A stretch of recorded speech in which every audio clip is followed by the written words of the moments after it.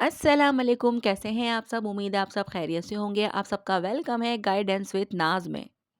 तो जनाब आज बात करेंगे हम कि यूनियन से पहले इमोशनल डिटैचमेंट, यानी कि बहुत सारी डीएफ ऐसी हैं जो मुझसे ये सवाल करती हैं कि डीएम की इतनी याद नहीं आती, ऐसा लगता है कि जैसे फीलिंग्स कम हो गई हैं या फिर पहले जैसा ऑब्सेशन नहीं रहा, चेज़ भी नहीं कर रहे, कुछ ऐसा लग रहा है कि जैसे मैं रुक गई हूँ या फिर मतलब सब कुछ बदल गया है, अब मुझ में पहले जैसा डीएम के लिए वो सब कुछ नहीं रहा, वो स्पार्क नहीं रहा, बात करने का मन नहीं है, रिप्लाई करने का मन नहीं है, कॉल करने का दिल नहीं करता, मिलने का दिल नहीं करता। मतलब इस तरह की भी सिचुएशंस होती है काफ़ी डीएफ के साथ जिसकी वजह से वो परेशान होती हैं कि ये सब कुछ क्यों हो रहा है? क्या फीलिंग्स ख़त्म हो रही हैं या फिर क्या है इस सब का मतलब? तो आज मैं ये सारी चीज़ें इस वीडियो में कवर करने वाली हूँ। ट्विन फ्लेम जर्नी का सबसे ट्रिकी और मिसअंडरस्टूड फेज़ होता है यूनियन से पहले इमोशनल डिटैचमेंट। डीएफ या डीएम को लगता है कि शायद प्यार कम हो गया है या कनेक्शन वीक है, लेकिन असल में ये सोल लेवल अवेयरनेस और प्रिपरेशन का फेज होता है। पहले हम इंटेंसली मर्ज होते हैं, हर इंटरेक्शन का रिएक्शन स्ट्रीम होता है और हम इमोशनली रिएक्टिव रहते हैं। जैसे जैसे सोल हीलिंग और मेच्योरिटी की तरफ बढ़ती है, इमोशंस धीरे धीरे काम और डिटैच्ड हो जाते हैं। ये डिटैचमेंट प्यार का कम होना नहीं, बल्कि फियर फ्री कॉन्शियस और स्टेबल लव का सिग्नल है। ये फेज यूनियन के लिए इमोशनली रेडीनेस और सोल अलाइनमेंट क्रिएट करता है। चलिए मैं आपको और भी ज़्यादा आसानी के साथ समझाती हूँ। नंबर वन, अटैचमेंट टूटती है, प्यार नहीं। यानी कि पहले हम अपने ट्विन फ्लेम के साथ इमोशनली बहुत डिपेंडेंट होते हैं। हर मैसेज का इंतज़ार, हर अटेंशन का डर और हर छोटी बात का इंटेंस रिएक्शन होता है। ये अटैचमेंट अक्सर फियर और इनसिक्योरिटी पर बेस्ड होती है। जब सोल इनर हीलिंग और सेल्फ अवेयरनेस की तरफ बढ़ती है, तो ये फियर धीरे धीरे फेड हो जाता है। अटैचमेंट नेचुरली ख़त्म होने लगती है, लेकिन इसका मतलब ये नहीं कि प्यार कम हो गया है। अब प्यार हेल्दी और इंडिपेंडेंट फॉर्म में एग्जिट करता है, ठीक है? हम इमोशनली रिएक्ट नहीं करते बल्कि काम और ग्राउंडेड होते हैं। ये फेज़ सोल को यूनियन के लिए इमोशनली प्रिपेयर्ड करता है। और अब प्यार स्टेबल और कॉन्शियस लेवल पर एग्जिस्ट करता है, जहाँ कोई पैनिक, ऑब्सेशन या डेस्परेशन नहीं होती। नंबर टू, ओवर गिविंग का साइकिल ख़त्म होना। यानी कि डीएम या डीएफ अक्सर अपनी बाउंड्रीज इग्नोर करते हैं, अपनी नीड्स को पोस्टपोन करते हैं और ओवर गिव करते हैं। ये पैटर्न एनर्जी का इम्बैलेंस क्रिएट करता है और लॉन्ग टर्म पेन का सबब बनता है। प्री यूनियन डिटैचमेंट के वक्त सोल ग्रेजुअली अपनी सेल्फ वर्थ और पर्सनल लिमिट्स रिक्लेम कर रही होती है। अब हम थोड़ा पीछे हटते हैं, अपनी एनर्जी कंसर्व करते हैं और बाउंड्रीज इस्टेब्लिश करते हैं। इसका मतलब ये नहीं कि हम कनेक्शन को छोड़ रहे हैं, बल्कि ये हेल्दी और कॉन्शियस इंटरेक्शन का प्रूफ है। अब हम अपने ट्विन फ्लेम के साथ लव एक्सपीरियंस करते हैं बिना खुद को खोए हुए। ये स्टेज यूनियन के लिए परफेक्ट इमोशनल मैच्योरिटी और बैलेंस का सिग्नल है। नंबर थ्री, कंट्रोल और एक्सपेक्टेशंस का रिलीज। यानी कि पहले हम हर चीज़ का आउटकम कंट्रोल करना चाहते थे, कब मिलेगा, क्या फील करेगा, क्या डिसीजन करेगा। ये कंट्रोल और ओवर थिंकिंग अक्सर एंजाइटी और फ्रस्ट्रेशन का सबब बनती है। इमोशनल डिटैचमेंट का एक बड़ा रीज़न ये है कि सोल ट्रस्ट और सरेंडर सीख रही होती है। अब हम नेचुरली स्पेस और फ्रीडम देते हैं और हर छोटी चीज़ पर ओवर रिएक्शन नहीं करते। ये काम डिटैचमेंट यूनियन के लिए रेडीनेस और इमोशनल इंटेलिजेंस का साइन है।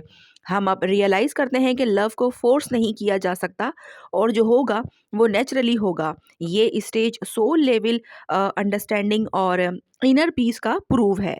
नंबर फोर, ईगो का पीछे हटना। यानी कि डिटैचमेंट का एक और सबब ईगो का फेड होना है। पहले ईगो कहता था कि मुझे अभी चाहिए, जैसे भी हो बस वो मेरे पास हो, मुझे यूनियन चाहिए। मतलब इस तरह के जो टर्म्स जो होते हैं वो ईगो पर बेस्ड होते हैं। जब ईगो ग्रेजुअली पीछे हट जाता है तो सोल अवेयरनेस और पेशेंस सीखती है। तो हम जो है वो इमोशनली काम और ग्राउंडेड हो जाते हैं। अब हम अपने पार्टनर का जो बिहेवियर है उस पर ओवर रिएक्ट जो है वो नहीं करते, अपने एक्सपेक्टेशंस मैनेज कर लेते हैं। ये डिटैचमेंट मैच्योर और कॉन्शियस लव का फेज है जो यूनियन के लिए एसेंशियल है। ये स्टेज दिखाता है कि अब लव डिमांड फ्री और फियर फ्री है और हम इमोशनली स्ट्रॉन्ग और सेल्फ रूटेड हो गए होते हैं। नंबर 5, यूनियन का डर और रिस्पॉन्सिबिलिटी का एहसास। यानी कि प्री यूनियन डिटैचमेंट इसलिए भी आता है क्योंकि सोल को अंदाज़ा हो जाता है कि यूनियन सिर्फ रोमांस नहीं बल्कि रिस्पॉन्सिबिलिटी का फेज़ है। जैसे ही सोल को ये रियलिटी समझ आती है कि अब रिलेशनशिप ग्रोथ, हीलिंग और अलाइनमेंट का ज़रिया है, वो इमोशनली ग्राउंडेड हो जाती है। इस स्टेज में डिटैचमेंट किसी भी तरह का एस्केप नहीं है बल्कि प्रिपरेशन और इमोशनल अलाइनमेंट का नेचुरल प्रोसेस है। हम अब समझ गए होते हैं कि लव का मतलब सिर्फ खुशी और रोमांस नहीं बल्कि म्यूचुअल रिस्पेक्ट, पेशेंस और रिस्पॉन्सिबिलिटी भी है। नंबर 6, इनर बैलेंस और लाइफ का फोकस। यानी कि डिटैचमेंट के वक्त डीएफ या डीएम का फोकस सिर्फ ट्विन फ्लेम पे नहीं होता। Career, self growth, hobbies, health और पर्सनल रिस्पॉन्सिबिलिटीज वापस आ जाती हैं। ये इंटरनल बैलेंस इमोशनल स्टेबिलिटी और ग्राउंडेडनेस क्रिएट करता है। अब हम अपने इमोशंस और एनर्जी को वाइजली मैनेज करते हैं और ट्विन फ्लेम कनेक्शन हेल्दी और सस्टेनेबल हो जाता है। ये डिटैचमेंट सेल्फ रूटनेस और कॉन्शियस अलाइनमेंट का प्रूफ है, जहां हम इमोशनली फ्री हैं और रिलेशनशिप को बैलेंस तरह से एक्सपीरियंस करते हैं। नंबर 7, डिटैचमेंट का मतलब गिव अप नहीं। यानी कि ये बहुत ज़रूरी है कि हम समझें, डिटैचमेंट का मतलब प्यार का ख़त्म होना नहीं। ये स्टेज इसलिए आता है कि सोल इमोशनल इंडिपेंडेंस और इनर स्ट्रेंथ गेन करे। अब कनेक्शन प्रेजेंट है लेकिन डिपेंडेंसी, फियर और ऑब्सेशन फेड हो गए हैं। अब हम इमोशनली स्ट्रॉन्ग और सेल्फ अवेयर हैं। ये फेज़ एक्चुअली यूनियन के लिए परफेक्ट रेडीनेस का प्रूफ है और लव को स्टेबल और कॉन्शियस बनाता है। नंबर 8, इमोशनल मैच्योरिटी का साइन। यानी कि ये फेज शो करता है कि सोल अब फियर फ्री और कॉन्शियस लव को समझ रही है। पहले हम इमोशनली रिएक्टिव होते थे, अब हम काम और ग्राउंडेड होते हैं। ये स्टेज प्यार को स्टेबल और सस्टेनेबल बनाता है। यूनियन के वक्त हम इमोशनली मैच्योर और अवेयर होते हैं और रिलेशनशिप को वाइजली नेविगेट कर सकते हैं। ये डिटैचमेंट इमोशनल इंटेलिजेंस और पेशेंस का प्रूव है। नंबर 9, ट्रस्ट और एक्सेप्टेंस का फेज। यानी कि डिटैचमेंट के वक्त हम नेचुरली अपने ट्विन फ्लेम पर ट्रस्ट और एक्सेप्टेंस डेवलप करते हैं। अब हर छोटी बात का ओवर रिएक्शन नहीं होता। हम समझ गए होते हैं कि कनेक्शन अपने टाइम पे स्ट्रांग होगा और अब हम पेशेंस और कामनेस के साथ बॉन्ड को एक्सपीरियंस करते हैं। ये स्टेज फियर फ्री, पेशेंस और बैलेंस्ड लव का सिग्नल है, जहां इमोशनल ट्रिगर्स कम होते हैं और अंडरस्टैंडिंग ज्यादा होती है। नंबर 10, इनर स्ट्रेंथ और सेल्फ रूटनेस। ये फेज सोल को इंटरनली स्ट्रांग और सेल्फ रूटेड बनाता है। हम इमोशनली डिपेंडेंट नहीं लेकिन स्पिरिचुअली और इमोशनली अलाइंड हो जाते हैं। ये डिटैचमेंट फेयर फ्री और कॉन्शियस लव के लिए परफेक्ट प्रिपरेशन है और यूनियन के लिए आइडियल स्टेज क्रिएट करता है। हम अपनी एनर्जी और इमोशंस को वाइजली मैनेज करते हैं और इमोशनली मेच्योर बनाते हैं, जिससे यूनियन के वक्त क्लैरिटी और बैलेंस मेंटेन होता है। तो जनाब, बात आई समझ में। यूनियन से पहले इमोशनल डिटैचमेंट नेचुरल, ज़रूरी और पॉजिटिव फेज है। ये सिग्नल है कि अटैचमेंट, ओवर गिविंग, कंट्रोल और ईगो फेड हो रहे हैं और सोल रेडी हो रही है कॉन्शियस, बैलेंस्ड और फियर फ्री लव के लिए। डिटैचमेंट प्यार का एंड नहीं बल्कि यूनियन के लिए इमोशनल मैच्योरिटी, रेडीनेस और अलाइनमेंट की स्टेज है।